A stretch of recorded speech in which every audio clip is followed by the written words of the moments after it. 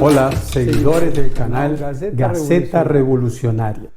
Hoy vamos a hablar sobre la situación en América Latina. Uno de los aspectos más importantes de la situación política se relaciona con el gobierno de Pedro Castillo en Perú. La elección de Pedro Castillo fue saludada por la izquierda oficial como una victoria de la democracia. Sucede que la Alianza Perú Libre de Pedro Castillo consiguió apenas 37 diputados de un total de 130.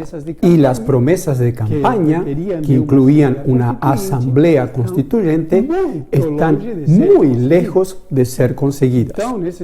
Entonces, lo que tenemos en esos primeros días, semanas del gobierno de Pedro Castillo es la implementación de las imposiciones del imperialismo norteamericano en todo lo que es fundamental. Los resultados electorales se vuelven todavía más dramáticos cuando los analizamos en su conjunto.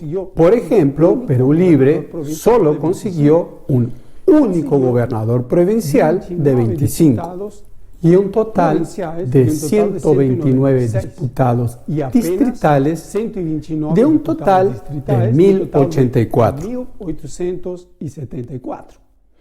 Y en esas circunstancias, intentar hacer algún cambio por medio de los mecanismos institucionales es casi inviable. Se torna casi inviable. Y esa es la apuesta de toda la izquierda integrada al imperialismo. Otro ejemplo importante es lo que pasa en México de Andrés Manuel López Obrador. López Obrador llegó al gobierno hace poco tiempo atrás prometiendo toda una serie de cambios. Uno de los principales era reestatizar el petróleo. En las recientes elecciones que hubieron en México, el gobierno de Andrés López Obrador quedó muy distante de los 360 diputados que precisaba para llamar una constituyente e imponer sus políticas. Consiguió un poco más de 200. De esta manera, la reestatización del petróleo y otras reformas estructurales quedan para las calendas griegas.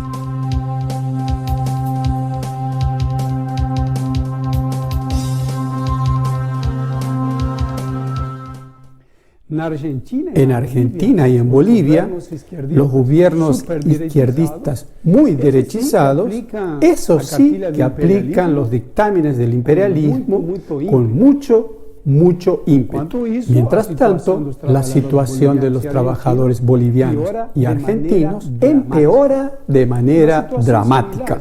Una situación similar se ve en Venezuela, donde el gobierno Maduro y la derecha proimperialista intentan llegar a un acuerdo donde la bolivo-burguesía pueda seguir participando del reparto de la torta junto con la derecha tradicional. La repartición del bolo junto con la burguesía tradicional.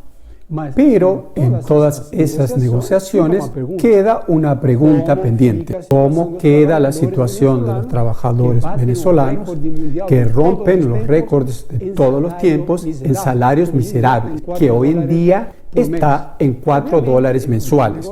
Obviamente, como en cualquier negociación, la situación de los trabajadores solo depende de los propios trabajadores, depende de la unidad de los trabajadores, principalmente en la lucha y en las calles. En Cuba, las manifestaciones que habían desestabilizado el país fueron controladas, pero la estabilidad social es la estabilidad que habría arriba de un barril de pólvora. ¿Por qué? Porque la rápida apertura para el capitalismo mundial ha exacerbado todas las contradicciones sociales. En El Salvador, el presidente portabandera de la tercera vía, el presidente joven Bukele, ex militante del Frente Farabundo Martí de Liberación Nacional, consiguió una cierta estabilización de El Salvador en torno a la seguridad pública. Él consiguió controlar rápidamente, como si fuera por arte de magia, a las maras truchas, las bandas paramilitares del narcotráfico que son controladas directamente por el imperialismo norteamericano. Una cosa muy similar, no nos olvidemos, pasó en Uruguay, donde el gobierno derechista consiguió vencer las elecciones con la ayuda del Frente Amplio, que sería el partido de esa izquierda burguesa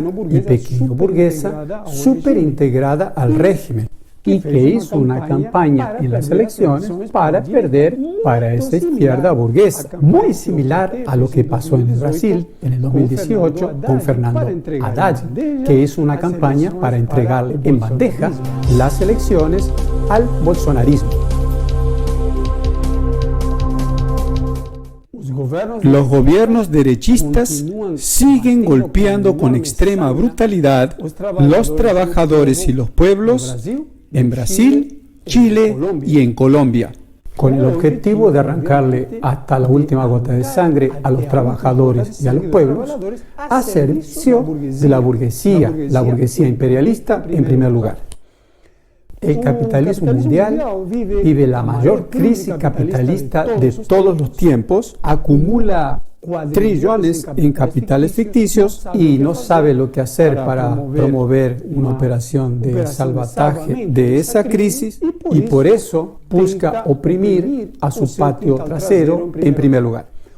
El papel, nuestro papel, el papel de los revolucionarios es organizar la lucha ya.